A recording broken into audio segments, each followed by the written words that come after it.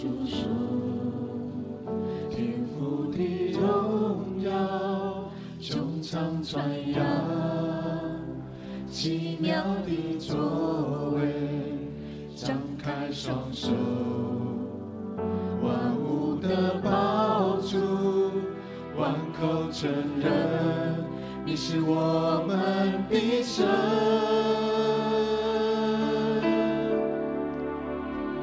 我们的神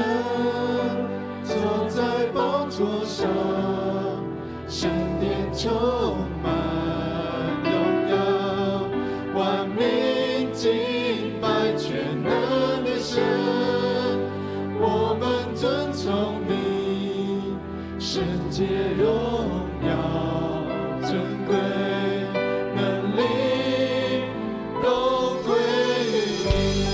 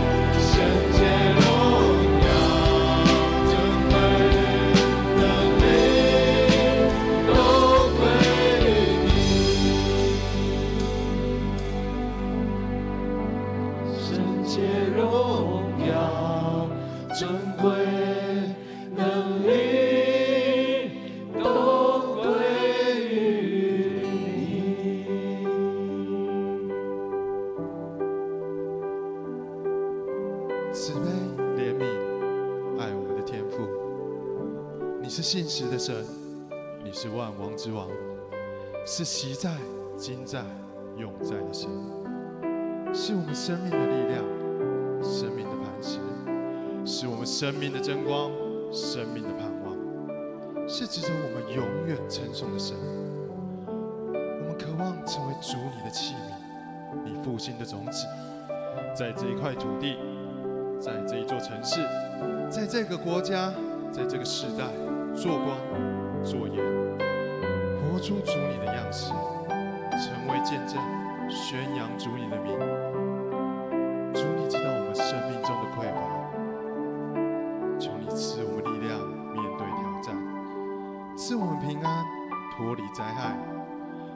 们力量，不致软弱，赐我们坚定，永不动摇。我们要高举我们的双手，高举主你的名。我们要大声的赞美，全地都要来赞美。求主你此时此刻降临，围绕在我们之中，不受风雨的影响。无论是在现场，或是在线上，都安静我们的心，聆听主你的话语。我们将今天的敬拜完全摆上，求主你悦纳。这样祷告都是奉主耶稣圣名所求。阿门。这时候，邀请各位弟兄姐妹，我们一起站立起来，高举双手，向着活真神大声的来赞美。哈利路亚！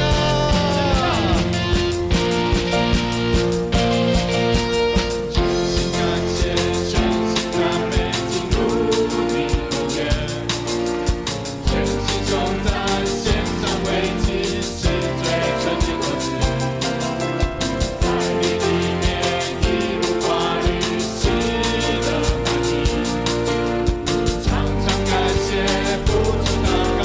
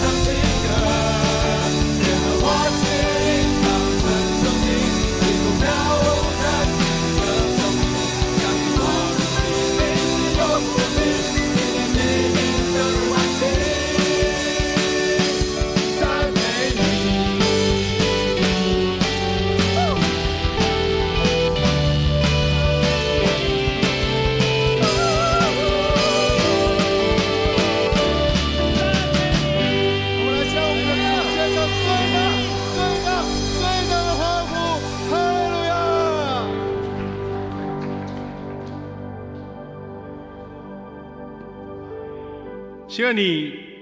跟我们同在，赐下恩典满满在我们当中。虽然有风雨，但是主，你是风雨的主。当风雨来时，你坐着为王。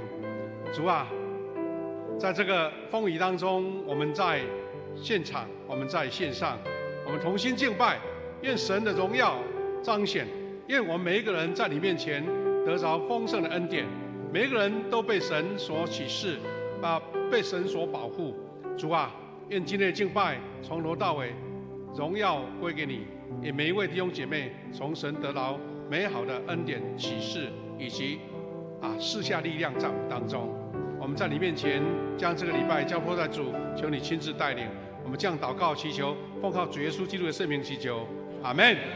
弟兄姐妹，我们仍然站着，我们也一起来祈念这个新的诫命，来领受主耶稣的教导。你要尽心、尽性、尽力爱主你的上帝，这是诫命中的第一，且是最大的。其次也相仿，就是要爱人如己。这两条诫命是律法和先知一切道理的总纲。我赐给你们一条新命令，乃是要你们彼此相爱。我怎样爱你们，你们也要这样爱。你们若有彼此相爱的心，众人就因此认出你们是我的门徒了。阿们。感谢主，我们请坐。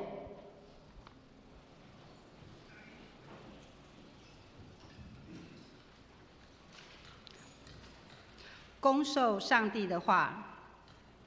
我们一起来念两处的圣经。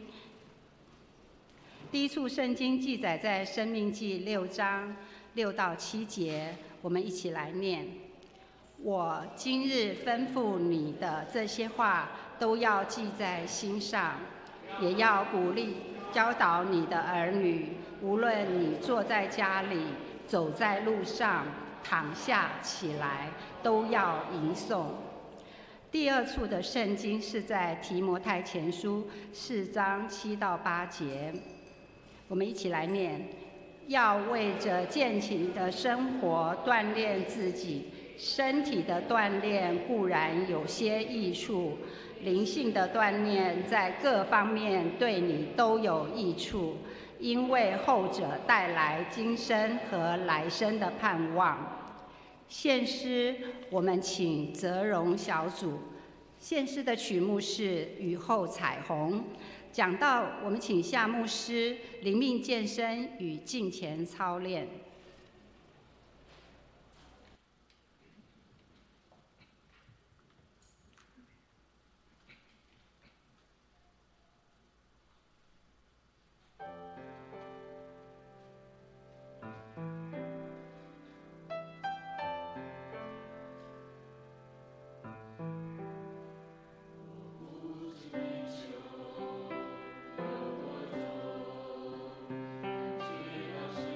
将它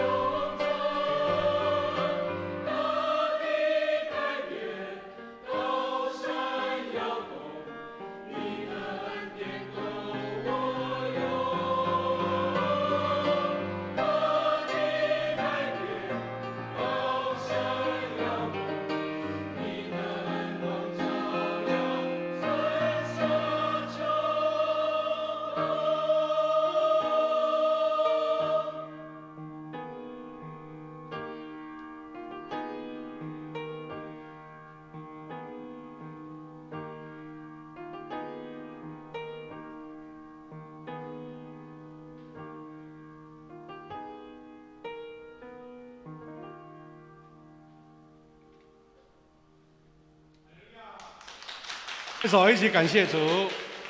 谢谢我们泽龙小组哈，他们25个人唱50人的那个力量，真的不简单哈啊！愿神赐福他们的服侍，弟兄姐妹大家平安。很感谢主，我们因为有这个网络直播哈所以虽然我们听到了这一个市政府我们发布了这个台风停班课。但是我们教会礼拜基本上不受影响，因为我们除了能够到现场来敬拜的，我们弟兄姐妹能够在线上一起同心敬拜，这是神给我们的恩典哈。神看重的是我们内心，所以我们无论在现场或者在线上，我们仍然保持一个专注、一起敬虔的心来敬拜神。我们先来祷告，再来一起分享神的话。谢谢天父上帝，我们感谢你，你的恩典满满跟我们同在，是因为我们确信在风雨中你更与我们同在。我们领受神的赐福、神的恩典、神的力量，也看见神在我们当中奇妙的作为。主啊，愿我们今天所分享的话语，我们众人得到帮助，众人得到启示，也能够赐给我们信心跟力量，往前迈进，让我们的生命充满神的恩典同在。感谢赞美主，祷告奉靠主耶稣基督的圣名祈求，阿们。弟兄姐妹，我们这几个礼拜刚好也接着我们今天是7月的第一个主日，所以呢，我们用中会在推动这一个灵命健身跟敬虔操练，成为我们一个主题。那不只是一个大方向，邀请大家一起参与，我们是实际把这8项为什么中会要推动的理由，以及圣经的教导，我们一起来学习，让我们知道说这个不是一个口号或是一个活动的邀请，而是一个真正对我们灵命健身我们的身心灵健康我们的敬虔操练有很大的关系。我们这个经文呢，在申命记6章6到7节有这段话说：“我今日吩咐你的这些话要记在心上，要殷勤教导你的儿女。无论你坐在家里，走在路上，躺下起来，都要吟诵。”这是摩西接受这个教导诫命，要在他的家中在以色列百姓当中推动。他是说从家里面开始，他说坐在家里，走在路上。那今天我们借由这8项这个属灵的这个敬虔8步呢，我们要对焦在家庭，在家庭身上所以我们另外这一段我们大家熟悉的经文也成为我们这个主题了。我想邀请大家再来练习一次好吗？我们一起同心再练一次，预备来。为要借着敬虔的生活锻炼自己，身体的锻炼固然有些益处，灵性的锻炼在各方面对你都有益处，因为后者带来今生和来生的盼望。我希望这些经文是你内化到你的生命当中，你知道这个不是一个教条，或是一个某一个教会的规矩，而是你真正从到你们内心的属灵的生命里面。那我们今天是第3段来分享灵命健身敬虔操练。那我们中会推动的敬虔操练的8步，我们再复一下它的内容刚刚我们已经读了这一段了好，那中会推动黄金10年的中心信徒属灵8步呢，有哪8步？就是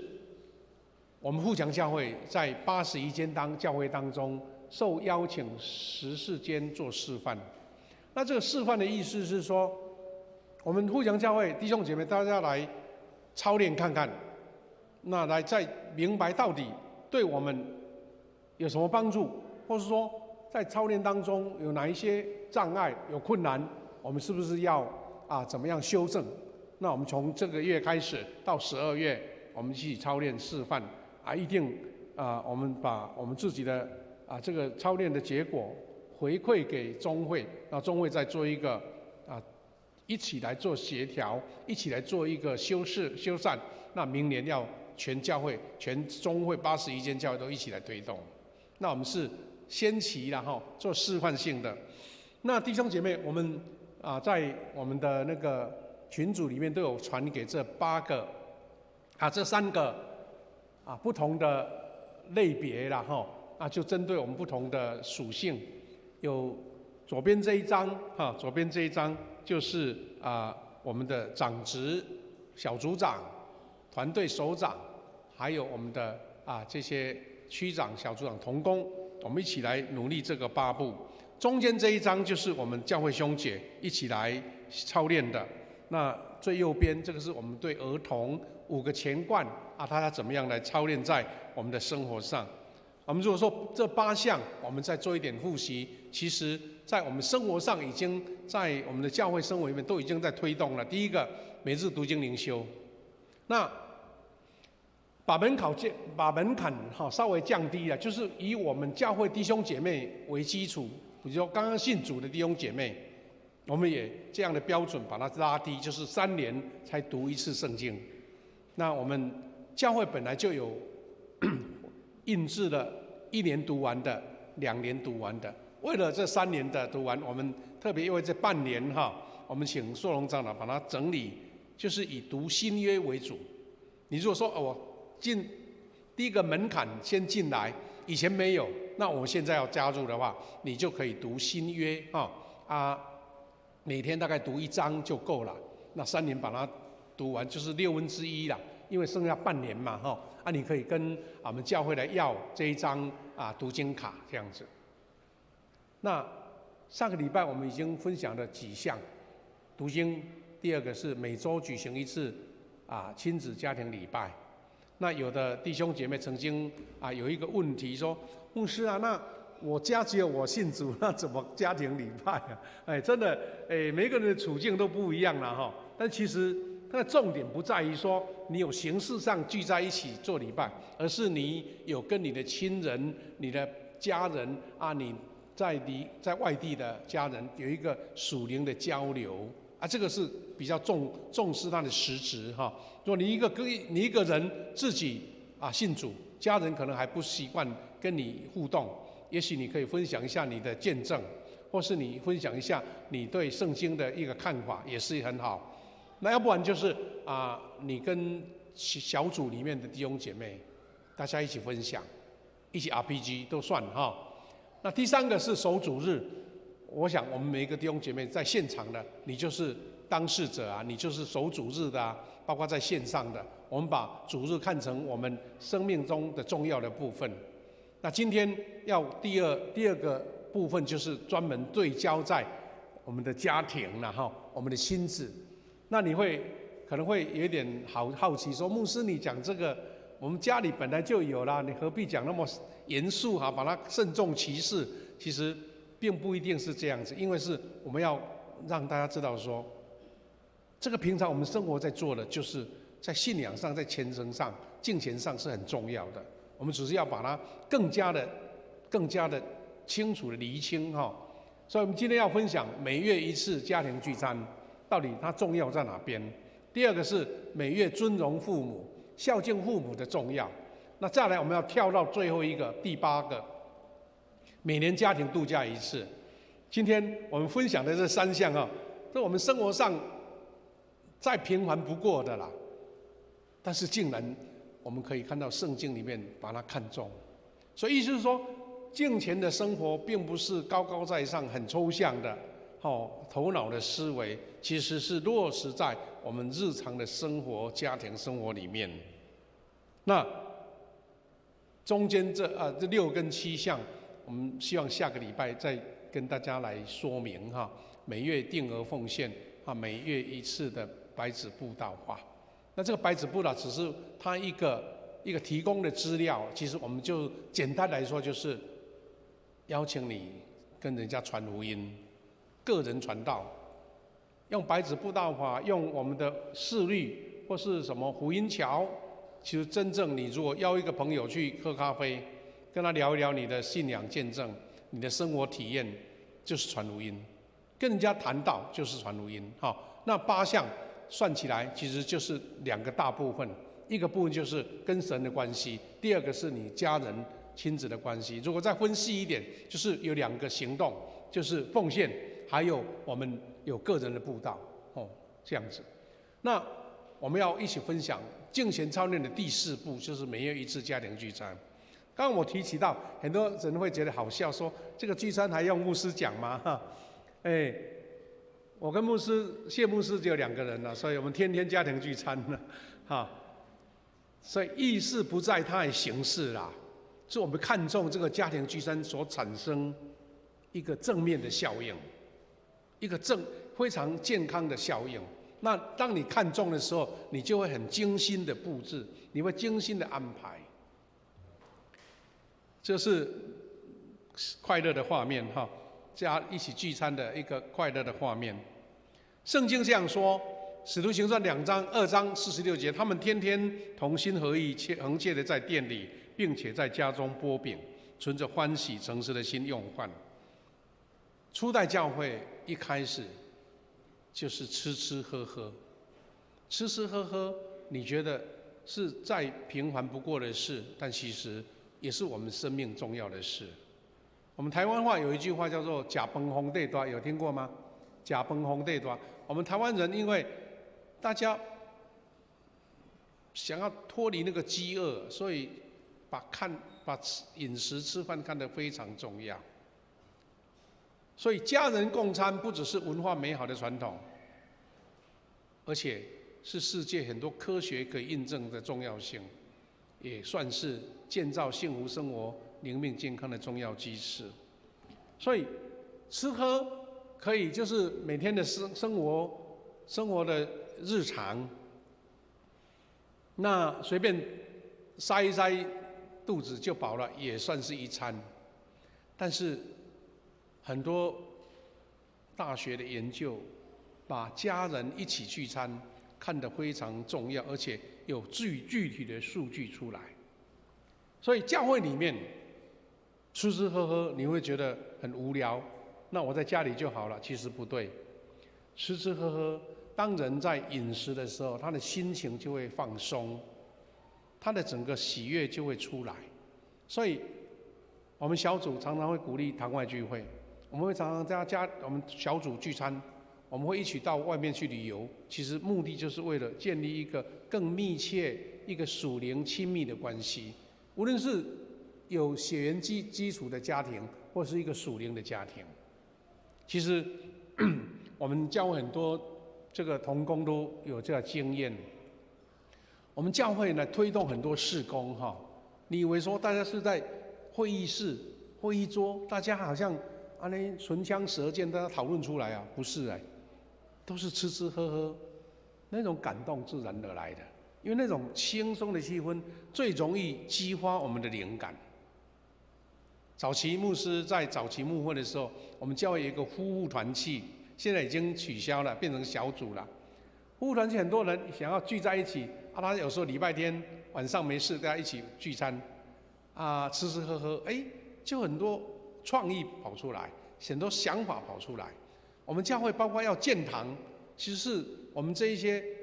同工大家平常聚在一起很轻松的气氛之下所酝酿出来的。包括我们教会事工很多都是这样，所以我们不要把它分得那么的清楚，以为吃喝是一件小事。所以我们华人也把它看得很重，就是饮食文化就是最好聚齐一起分享的时间。所以有一些数据感觉我们看到家庭共餐很重要的事。哈佛大学研究说，20年来研究显示，定期的家庭共餐有以下正向的行为有关，特别是家族年轻人。他说，共餐会让孩子更高的学科成绩会很好。第二个，有更强的韧性跟自尊，因为在餐桌上关怀、鼓励、贴心、分享，让孩子有更强的自尊跟韧性。第三个，他说会让孩子有较低的酗酒、吸毒跟暴力行为。第四个是较低的忧郁、焦虑、饮食失调和青少年怀孕的风险。所以你不要把它看得那么的世俗，那么单纯呢？一个家庭共餐是因为那个爱在这边流露。也许妈妈或是爸爸煮了一个很简单的菜，但这个菜是借由你的精心安排的。哥伦比亚大学也做一个研究，说每周家庭共进午餐5个晚餐以上的青少年的一个对比，他说每周共餐比每周少于3次的吸烟的可能性低于59%。就光聚餐那么多次，把它对比起来，吸烟的可能性就降低一半，饮酒的可能性降低了42%，使用大麻的可能性降低66%，或者 A 或 B 的成绩可能高40%。你说吃这个餐怎么影响那么大？它就是一个客观的统计数据啊，他把这些年轻人他们的家庭的数据把它统计起来，就有这样的结果。所以我们看见一起共餐看起来是一个非常生活的事，但是竟然对家庭、对儿女的影响那么大。联合国支持2055年世界幸福报告的数据他有这样说，就等于就是幸福指数就对了。2005年的报告中，台湾在全球占27名，147个国家，但在台湾在亚洲是得第1名的。所以说幸福指数，台湾是很高的还有，台湾人平均每周10.1次跟他人共餐的机会，这个是全球排名第8。意思就是说，你不是单独一个面对着电视或是看着手机吃饭的，你是跟朋友、跟家人一起共餐。他说，这个报告是与人共餐会产生信任，比我们预期的更能感受到幸福感。那看着哇，那就不是小事了我们会很认真的面对但是它另外一个指数就是一种负面的警惕的数据。美国的心理学在2020年的报告说，不与人共餐者在社交孤立和心理疾病的风险更高。以为填饱肚子就好了，其实那个餐桌上的共享比吃饱更重要。老年族群当中，长期不共餐的认知退化跟忧郁症相比会大幅的提升。台湾的师范大学也研究，家庭研究中心研究说，经常缺席家庭共餐者，家庭幸福感会降低很多。不参与共餐的受访者，在心理繁荣感跟家庭功能得分的也是最低组。牛津大学也做了研究，说经常与他人共餐者，人际连结感高，归属感高，幸福感高。独自用餐的，焦虑指数高，抑郁风险高，孤独感高。所以你不要看轻比如说我们在社会上有一些人他很好客，哇，他跟人很亲和，有时候是好像很慷慨，邀朋友一起聚餐，感觉上他花钱，但是你知道他得到的快乐可能比他花的钱更好，因为他跟人家一起亲睦和善，那种快乐感是一个人单独去吃高价的排餐还好。为什么呢？为什么大家喜欢邀人家一起用餐呢？这个目的是这样子，所以这个是有很科学的研究数据的。我们在圣经里面很多重要的场景都跟吃有关，跟餐饮有关。我们看神的恩典在迦纳的婚宴，耶稣第一个神迹就是在迦纳婚宴当中产生的，是大家一起共聚餐，快乐庆祝结婚的新郎新娘，神的神迹在那边产生的。我们看到5饼2鱼也是这个很大的神迹，是在众人在野外旷野一起聚餐。我们看到税吏撒该，他爬上树上要看耶稣，耶稣说：“你下来，我今天要到你家里，请大家吃个餐而已啊。”你看他的生命改变了，他的生命被改变了。所以你可以看到圣经里面很多生命改变的时刻，竟然是一起吃饭的时刻。所以为何我们教会呢？我们在下半年会推动幸福小组。一定有人觉得不以为然，说：“哎呀，你邀请这些朋友来，也吃也喝啊，还有什么什么什么这个福音茶会、福音餐会啊，吃那么多干嘛？”其实我们都知道，那个不是目标，那个是一个方法，那个技巧。很多教会曾经是用宴会聚餐来邀请慕道友，以前有一个韩国的教会，他们很热心的推动，要叫恩惠相遇哈。我们可能有人参加过，恩惠相遇就是教会很精心的准备了一个餐桌，邀请慕道友来，把它看成是最尊荣的贵宾，吃饭。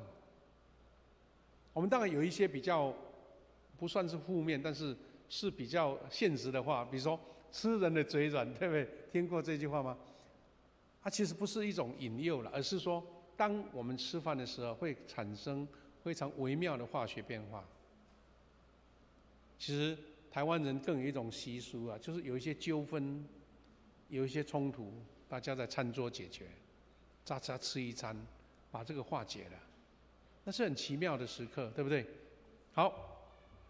民以食为天，是我们华人的一个共同的想法。那耶稣他在擘饼的那个时刻，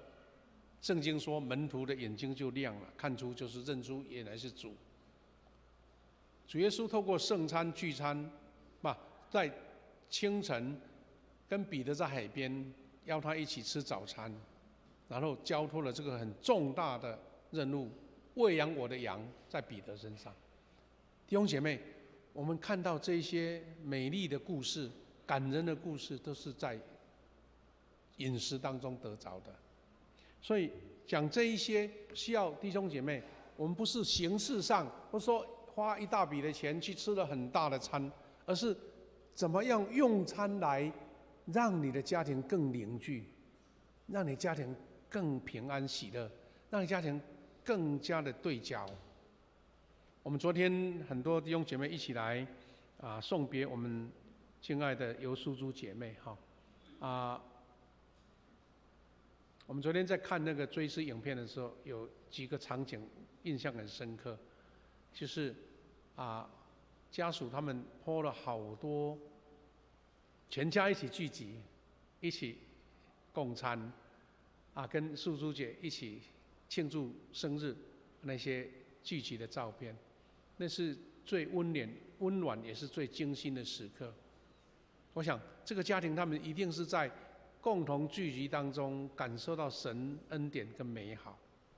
我们这个聚餐，请大家一定要把它看成是造就、分享、祝福一个重要的时刻。重点不是在形式上去花了多少钱来吃大餐，重点是在你其中的酝酿跟经营，那个精心时刻。也为何说我们很多出外的游子，他会想办法回到家中，就是为了吃妈妈煮的那一道菜。昨天的影片当中也看见淑珠姐，她是非常棒的厨师所以呢，家人也每次都享受到他所煮的一个美味，这些都是很奇妙的神所创造的，也是让我们看重他。所以，无论是家人一个大家族，或是个少的几个人，把这个聚餐当成一个重要的属灵操练，把它看重。第二个部分就是第5步，每月尊荣父母。那也有人会这样讲特别是第一堂礼拜，很多都是长辈，他的父母亲都在天上了其实重点是在于建立一种长辈晚辈彼此珍惜相爱的那个气氛啦。当然有的长辈我们来关心他、孝敬他，那当然是基础。但是每一代，因为有彼此尊重、彼此敬爱，那个氛围在家庭里面是最重要的。圣经里面很明显在告诉我们说，为什么要孝敬父母？因为这个是神的诫命，以弗所书6章2到3节说，要孝敬父母，使你得福，在世长寿，这是第一条带应许的诫命。出埃及的这个10诫里面也这样告诉我们说，当孝敬父母，使你的日子在耶和华你的神所赐你的地上得以长久。这个是什么呢？意思说，子女尊荣父母不是选择，不是说要不要有空再做，而是诫命。是神给我们诫命，还包括应许哦。因为尊荣父母带有得福、长寿、安居的应许，而且我们是尊荣父母，是不是口头的？是真的是在信仰、敬虔信仰的具体落实。换句话说，我们说什么叫敬虔？我们不要把它想的哇那么的抽象，那么的高调，不是啊。敬虔就是落实在你的生活上。落实在你的孝敬父母身上，落实在你跟家人一起快乐共餐的上面。尊荣父母乃是表达对父母的养育、栽培、感恩、报答，还有回馈的心。孝敬父母是培养一个人谦卑领受教导、受教敬畏的品格基础。现在因为我们人的寿命越来越高了有时候100多岁。也都很正常的，有时候70、80岁父母还在，但是他在解说，就是70、80岁已经是阿公阿嬷，但是感觉到他还是小孩，因为还有一个90几岁、100岁的长辈，所以重点是在于说你的心态，有父母或是儿女，这个彼此的爱是建立敬虔在家庭里面很重要的要素。第3个，尊荣父母也是在见证基督的典范那这个困难吗？不困难，而是你把它看重，你把它认为这个就是建立家庭一个美好基础的部分，也是敬虔8部里面重要的一个项目。这个我们要分享学习的是跳到第8部，因为这跟家庭比较有关。家庭度假一次，那你会更觉得好笑，说牧师啊，这个不用你教嘛，我本来就会，而且不是一次也许我们2个3个月就一次啦，对，很重要。但是我们要把它看成说，在建立一个家庭和乐当中，把它当成一个重要的选项、重要的基础。这是度假的画面了不过没想到这个礼拜天，我们这个暑假第1个主日假日。听说很多人到垦丁就没有办法去海边很多人到澎湖我的故乡现在被关在那边不能回来，因为大家都暑假一到就去度假有的在小琉球啦，在兰屿啦绿岛，大家都赶着抢回来。那当然，这个度假是大家人人喜欢的啦，特别有美好的安排，有时候有做过功课。但是度假是一个方向，但是重点是在你的安排。弟兄姐妹，敬虔不仅仅是宗教仪式它是涵盖了整全的生命跟家庭关系。换句话说，我们做一个基督徒，你说牧师要求你读经啦、祷告灵修啦，很虔诚，请记得你要把它延伸到你的生活、你的家庭、你的所有的亲人当中。敬虔是一种生活化的信仰，家庭度假就是把你这个信仰实践在实际的生活上面，把它实践出来。当然，因为现在这个比较属于工商的社会，大家要一起聚在一起度假的实在很不简单。但是，因为你精心的安排，会让家族更连结，家族更密契。敬虔的信仰不只是为了神而活，也包含活出神的心意。而神是看重家庭的，因为神设立了婚姻，还有亲子关系。其实我们可以从一个角度啦，你精心经营关系，就是在经营敬畏神。所以呢，以前曾经有一个有趣的一个典故，就是有一位姐妹她信主，哇，很热心教会所有的聚会都参加，哇，在教会里面人家看起来是这个最标准的基督徒。但是她先生他的先生还没信主啊，他天天看太太每一天往教会跑啊，心中没有感谢，越来越不舒服，感觉越来越觉得太太怎么这样子哈。然后有一天生气起来，就念了他太太几句。他说：“你每天到教会都煮啊煮啊煮啊，回到家都不煮啊嘞，回到家都不煮，啊煮啊煮啊，不是形式上的，是在家里面把家庭的生活关系弄得非常好。那这个平衡很重要。当然，我想这位姐妹哈，可能她有一个心理上的障碍，她可能觉得跟先生相处哦很僵化，或是很紧张，甚至是很冷漠。”所以他觉得要到教会去取暖啊，所以他就把他的笑容他的热情放在教会里面，回到家冷冰冰。那这个是个很需要去检讨的，怎么样改善？因为没有坚固的家庭基础，没有一个和乐的家庭气氛，你的服事是被扣分的。感谢主，我们敬虔的信仰不只是跟神的关系，其实跟人家庭的关系更重要。敬虔分别为圣的时间，其实是家庭的安息日啊，度假。请记得，度假不要把它看得很俗气，度假就是你家里的安息日，家里的安息日。所以教会曾经有一个理解比如说我们的小组他们挑不出时间可以聚集啊，堂外聚会，所以他们就很认真准备啊，比如说。他们就特别来参加第一堂礼拜，礼拜完才10点多嘛，大家才聚集出去到不远的地方聚集去旅游，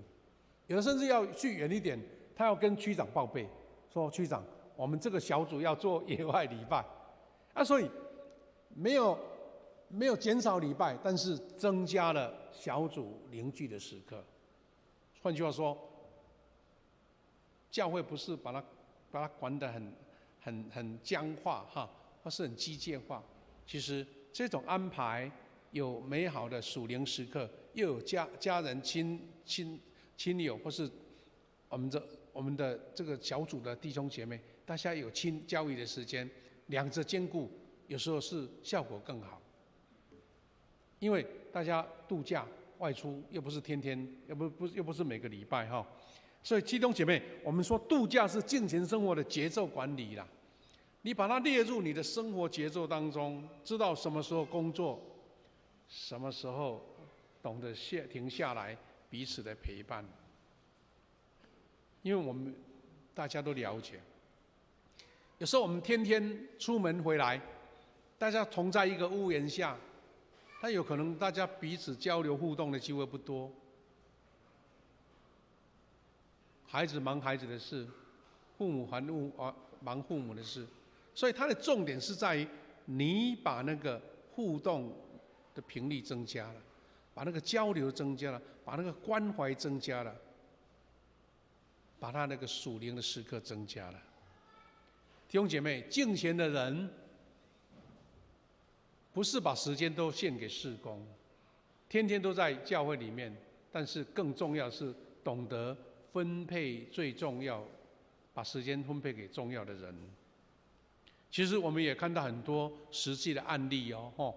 教会很多很核心的同工，很热心服事主的，跟亲子关系都不好，甚至有人包括牧师他的孩子都这样抱怨，说你到教会里面对他们的年轻人这些孩子亲切的不得了，有说有笑，回到家就板一个脸，比扑克牌的那个老 K 还厉害。感觉上就是说，觉得在家里面很严肃面对，但是你到教会里面，温柔轻声细语，关怀，那这样差异就出来了。所以呢，我们曾经听过很多牧师的朋友，特别是孩子在青春期的时候，他最不能接受的是说，爸爸，你把时间都给教会的人，我怎么办？每次你们都是外面聚会，我在家里面都得不到你的温暖。所以很多牧师在检讨反省，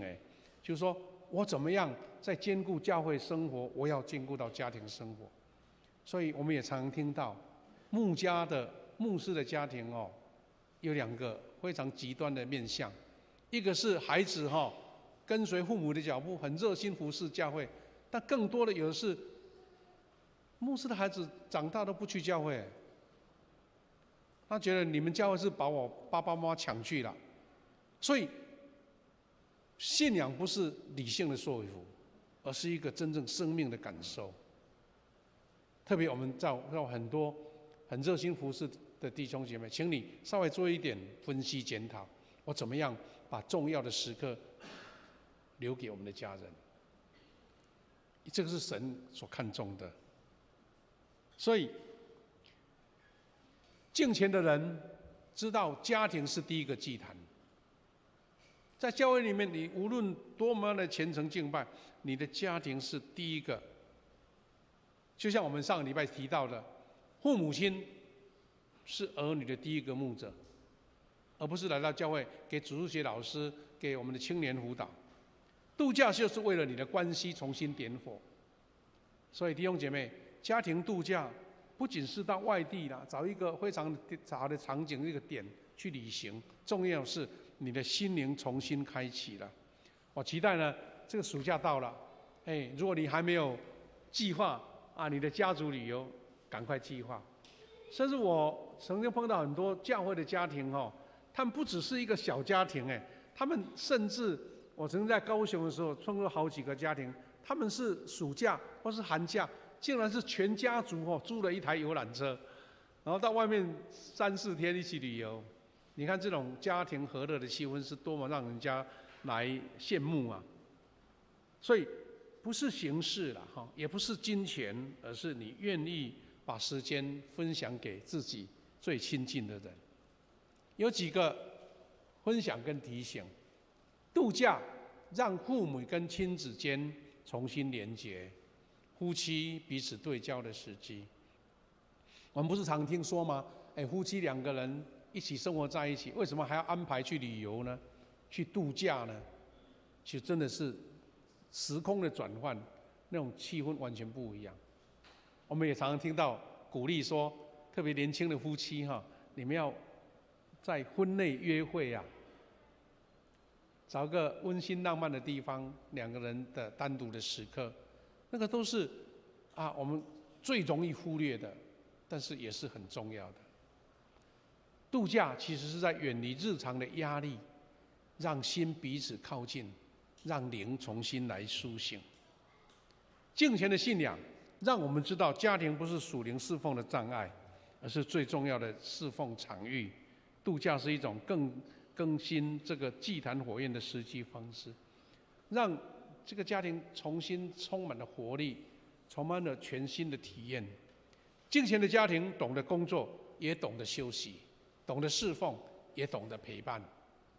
家庭度假不是奢侈，不是乱花钱，而是敬虔的具体表现，让家庭成为见证主爱的场所。弟兄姐妹，牧师再一次借着中会的邀请，黄金10年这些文字我们就不一一念了他说敬虔是一个爱的出发，不是一种限制，一种规矩，好像绑得死死的。第二个是因为爱，我们愿意一起参与，爱上帝，爱家庭，爱下一代。我们是奉献白纸布道法，也都是为了神的爱跟呼召这些我们都会陆续教导大家怎么样使用这8项操练，不是重担，而是恩典的路，让信仰扎根在生活上，成为一个行动的源头。我们诚挚的邀请弟兄姐妹，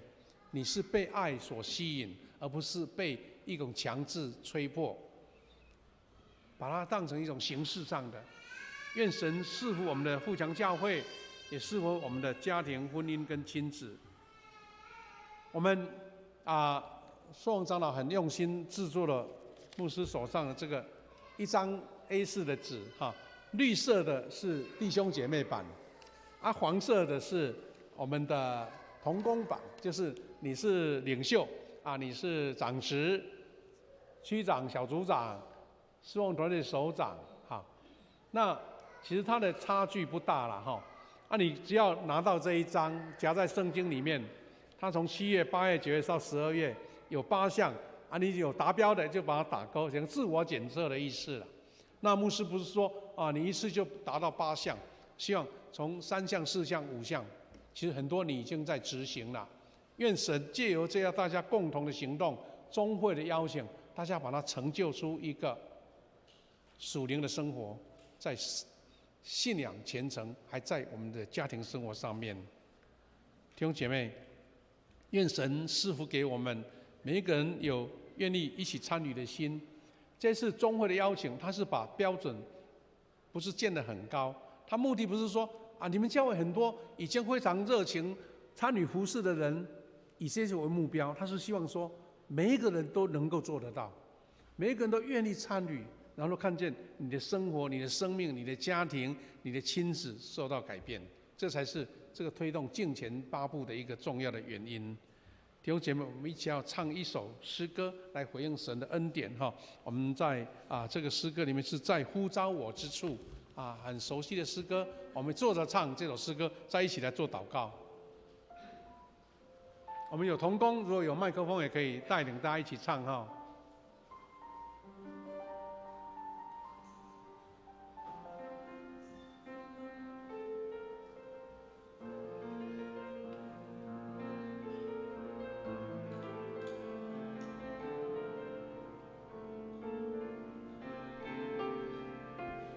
会唱的跟一起唱来。做温柔的生命，让我全心感受，渗透我的生命，赐下平静和安息，使我心得满足。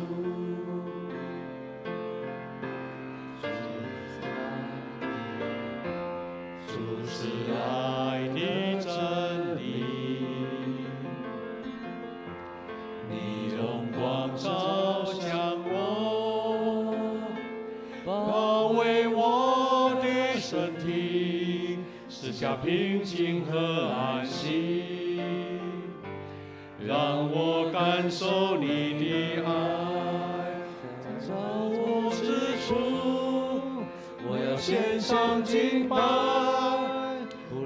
遭遇何时，依然扬声歌唱，在我找我之处，我要献上敬拜。无论遭遇何时，依然扬声歌唱。做温柔的生命，让我全心感受，渗透我的生命，赐下平静和安息，使我心得满足。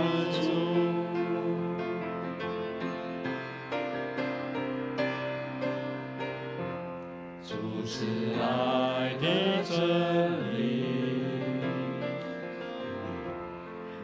用光照向我，包围我的身体，赐下平静和安息，让我感受你的爱，在我找我之处，我要献上敬拜，无论遭遇何时，依然扬声歌唱。找我之处，我要献上敬拜，无论遭遇何时，依然扬声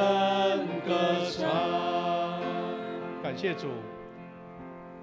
在呼召我之事，我献上敬拜；遭遇任何事，我们依然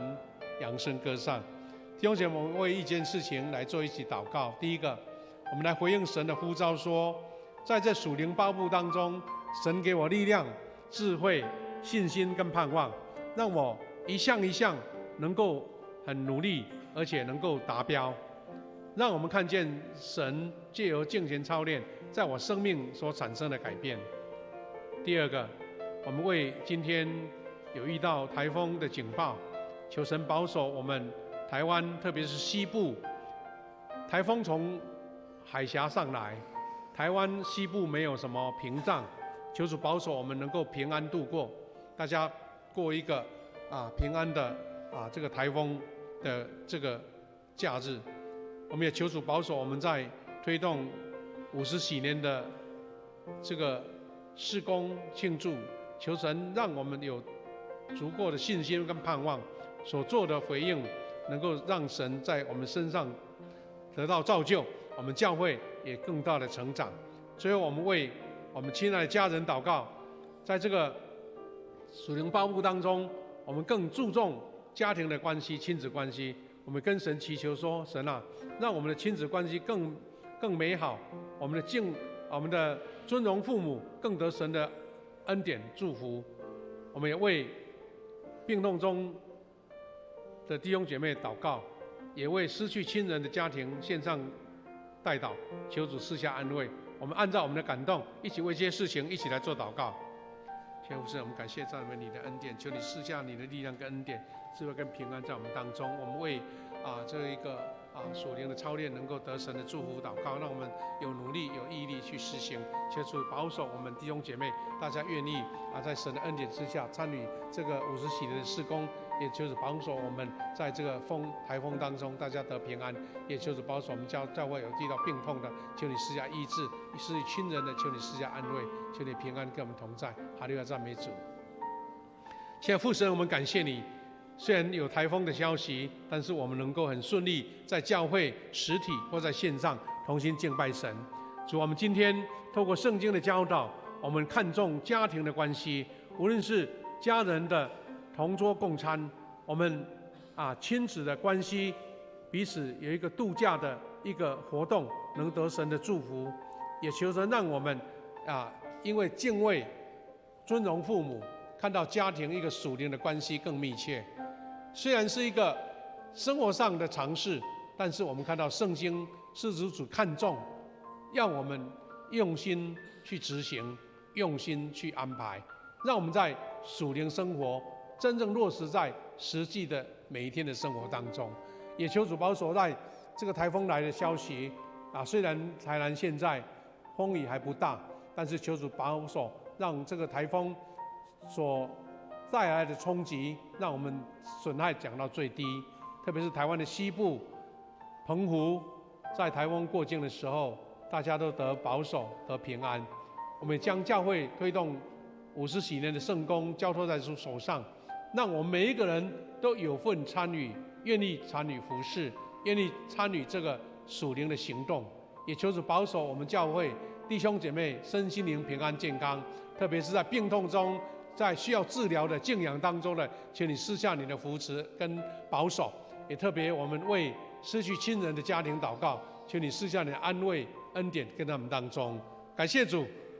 让我们不受阻挡，能够顺利在这边一起举行敬拜。也求你保守每一个在线上的弟兄姐妹，大家在台风出入都平安，得神的恩典。我们将感恩祷告，奉靠主耶稣基督的圣名祈求，阿们。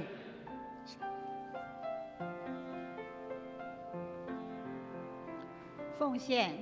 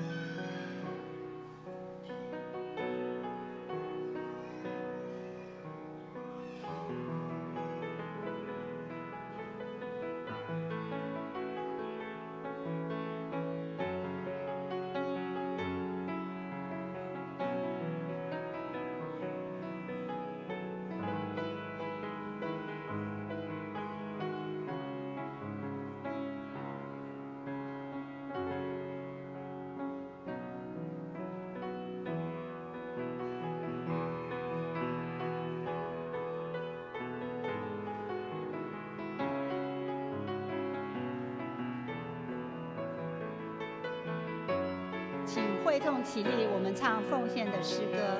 《一生爱你》。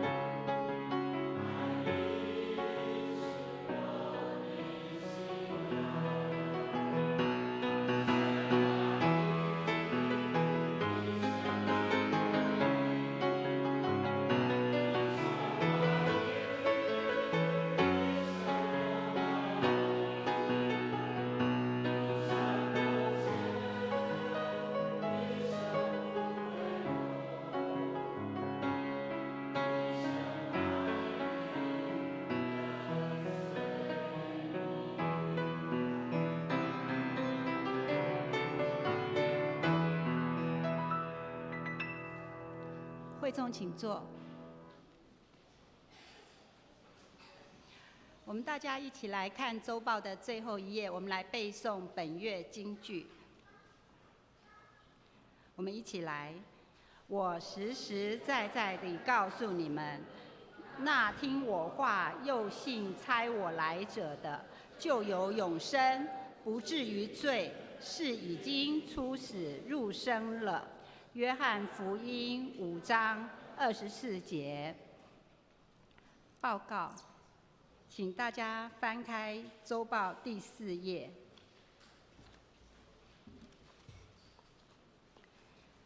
本会消息，第一项，本主日为总会社福事工关怀主日。第二项，本会定于8月10日举行社教49周年圣礼典，请要受洗者于7月20日前完成报名。第三项，本会定于9月7日起推动第8期幸福小组事工，详细请大家自己看。第五项，富强50喜年标语票选揭晓。感谢大家踊跃参加本会50周年标语票选活动，共计有305人投票。本会本次投票第1名的标语是“富强50，向神奔驰”。这一次也有透过电脑随机抽出5位得奖者，请注意，得到全联礼券200元。来，我们看第5页。第7项，主日学定于7月16到20 4天举办夏令营，天才好管家。服事的同工差派礼定于下周主日的第1堂礼拜，请参与服事的同工预备心参加。代祷团第8项代祷团消息。庆祝富强50喜年的祷告的树见证集第2集将于7月10日截止收稿，欲投稿的兄姐请加快脚步。第9项，基甸牧区2025年太北短宣队由瑞平牧师领队，基甸牧区将于10月3日出境，次日进入太北金三角地区，于10月5日在3间教会服事，并且在美俄教会展开为期3天的儿童营会及10月6日的中秋村民布道会，在于10月9日参访晨曦会满乐福戒毒所、萨姆尔之家等等活动。这一次有开放本会会友来报名参加，若大家有对于参与跨文化宣教，并且愿意接受培训，心中有感动的，可以来报名。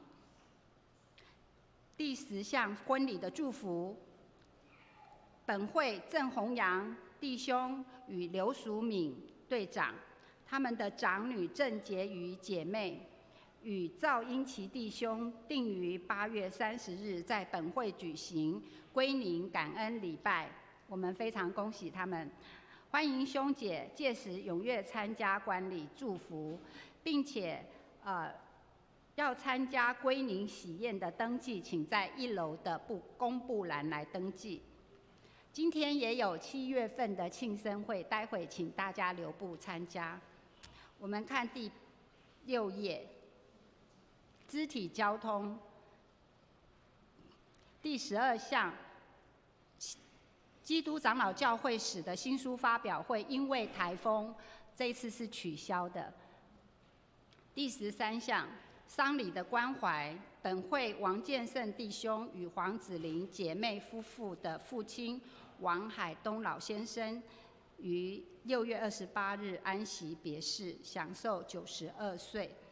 定于7月8日上午于自宅举行追思告别式。本会司医会姐妹的父亲司慕辉长老于7月2日安息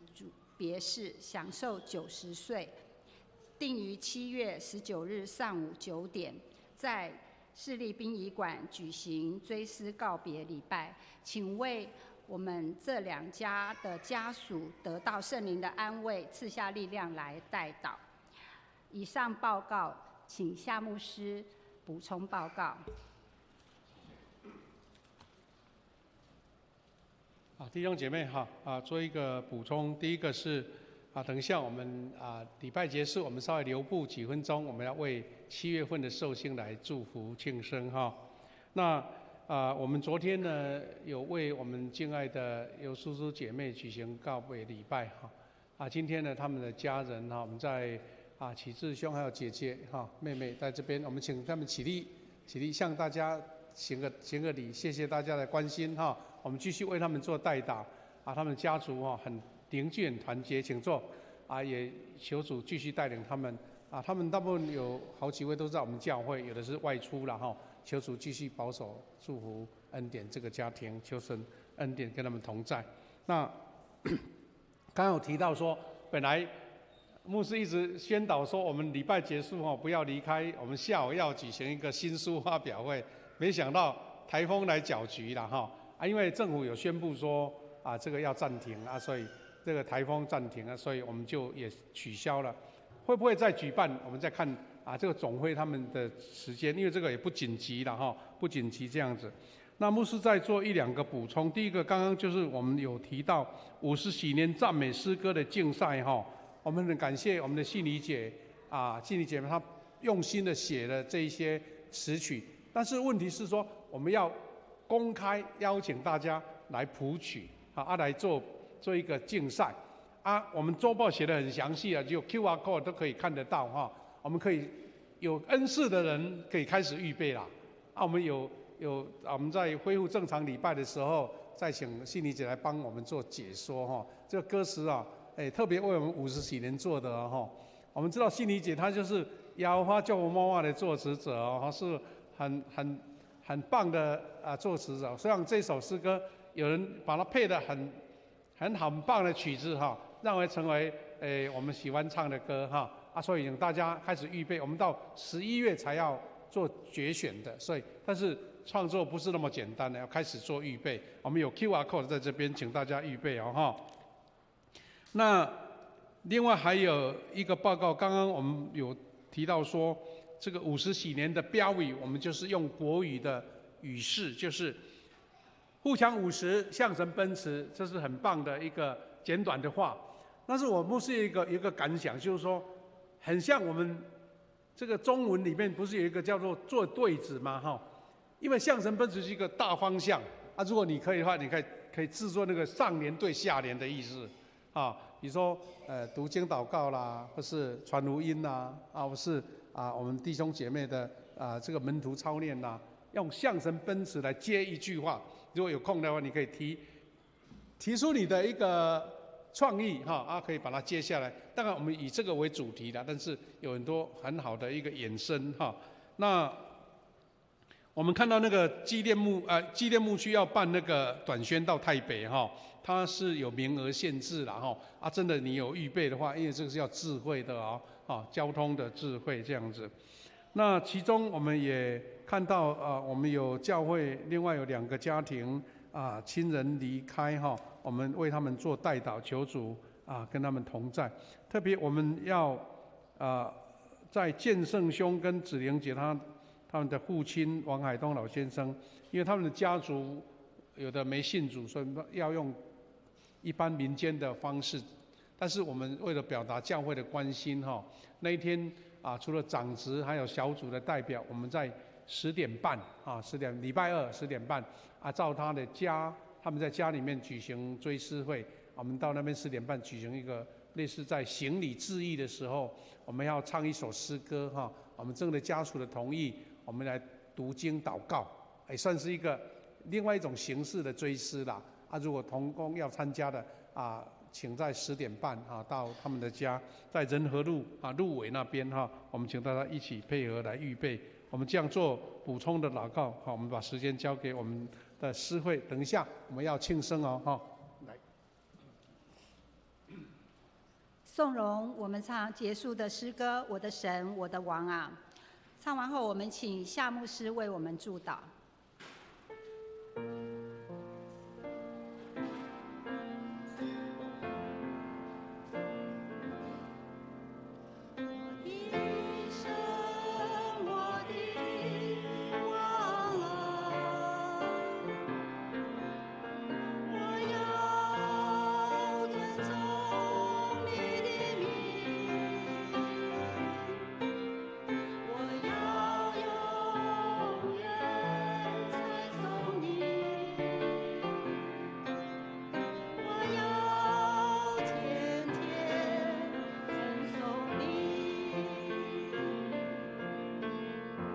现在领受从神来的赐福，愿主耶稣基督的恩典、上帝的慈爱、圣灵的保守、相通扶持、怜悯，与每一位弟兄姐妹同在，从今时直到永远。阿门。哈利路亚，哈利路亚，哈利路亚，哈利路亚，哈利路亚。阿门，阿门，阿门。我们请做默祷，预备来做庆生会。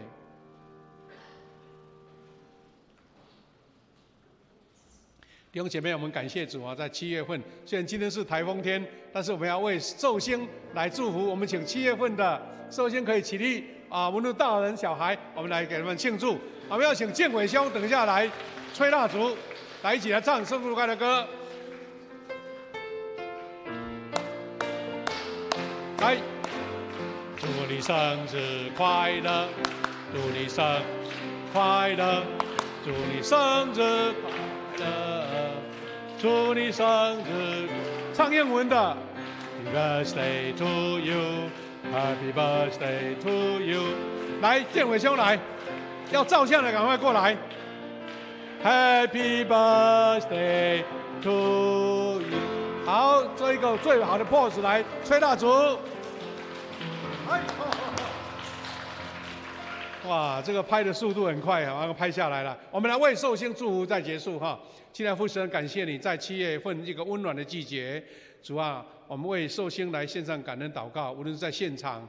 或是在线上，我们为寿星他们每天的生活、健康、喜乐，还有他的工作，还有家庭献上祝福，求神亲自跟他们同在。他们因为领受神的恩典，领受神的教导，就在一生活出主的样式，愿神做美好的见证，也在亲人朋友的祝福当中享受最美好的生日时刻。也求主保守我们弟兄姐妹，大家在风雨当中，大家出入都平安再来的一个礼拜，求神也带领我们每天的生活都有神的同在，充满了神赐给我们的活力健康、喜乐、平安。感恩祷告，奉靠主耶稣基督的圣名祈求，阿门。好，感谢主，我们结束今天的聚会，我们给隔壁祝福说，风雨都得平安，好不好？来，大家的恩典哈，让风雨中都得平安，感谢主，神恩典跟同在，谢谢。